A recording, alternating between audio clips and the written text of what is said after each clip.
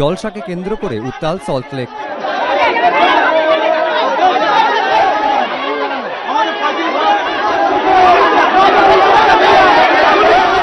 শনিবার রাতে পুজো উপলক্ষে এখানে একটি জলসার আয়োজন করা হয়। পুলিশ জানিয়েছে, তারা ঘটনাস্থলে গিয়ে দেখে জলসার কাছে একটি ছেলে মদ্যপান করছে।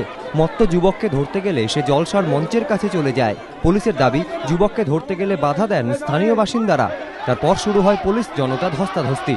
অভিযোগ, এরপরই লাঠিচার্জ করে পুলিশ। পুলিশের লাঠিচার্জে বেশ কয়েকজন আহত হন বলেও অভিযোগ। আমাদের পাড়ায় এইটা ছেলেদের গায়ে ঝুটমুট, ছেলেদের তুলে নিয়ে যাওয়া হচ্ছে। ছেলেদের তুলে নিয়ে যায়নি, আমরা গাড়ি নিয়ে আটকে দিয়েছি। মেয়েদের মারাটা উচিত না।